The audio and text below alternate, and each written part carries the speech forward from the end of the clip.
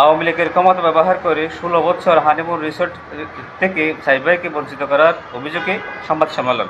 গত ২৮/১০/২০০১ সালে নীলুফার হোসেন, স্বামী মোকাররম হোসেন, সাং ১৬ রেঙ্কেট স্ট্রিট, ওয়ারী, কক্সবাজার জেলার জামবাজার, কক্সবাজার সমুদ্র সৈকত আবাসিক প্লট নম্বর ৪ ব্লক বি এর ৭.৫ কাঠা জমি ক্রয় করি। আমরা ৫ ভাই সরওয়ার কামাল, কামরুল হাসান টিফু, আতাউর রহমান মনসুর, রাজাউল করিম বাহাদুর ও শাহাদত হোসাইন, যার দলিল সহ বিভিন্ন কাগজপত্র রয়েছে। এরপর এই প্লটটি হানিমুন রিসোর্ট নামে আবাসিক হোটেল নির্মাণ করি আমরা ৫ ভাই সবাই মিলে।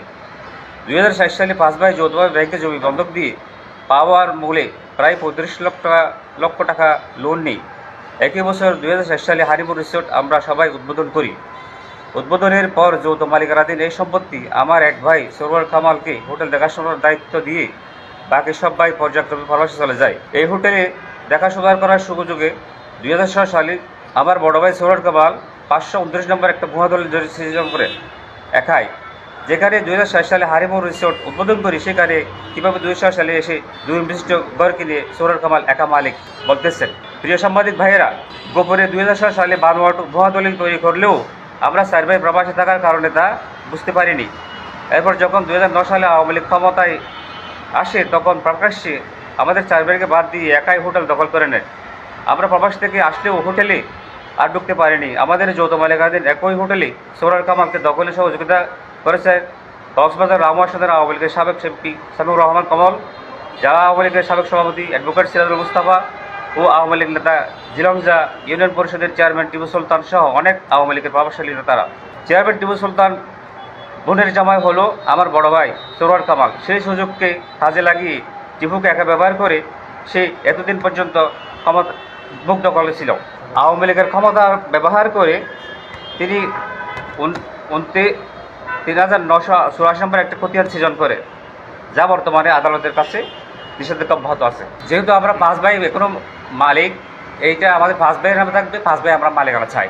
১৬ বছর আওয়ামী লীগ ক্ষমতায় থাকার কারণে আমাদেরকে কোনো অবস্থাতে ওনারা ঢুকতে দেয় নাই, যার কারণে আমরা বঞ্চিত। আমরা সবার চেষ্টা করছি, কিন্তু ওনাদের ক্ষমতার জোরে আমাদের কোনো সুযোগ হয় নাই। এটা অনেকবার অভিযোগ করা হয়েছিল, কিন্তু উনি কোনো কথা শোনেন না। ২০০৮ সালে আমার একটা মামলা প্রক্রিয়াধীন আছে, এটা এখনও চলমান মামলা। ৫ ভাইয়ের নামে গণপূর্ত থেকে আমরা 5 ভাইয়ের নামে অনুমতি নিই।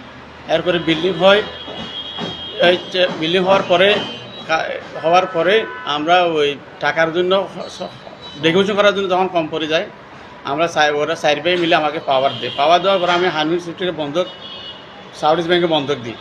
বন্ধক দিয়ে ওখান থেকে ৩৫ লাখ টাকা লোন নিই।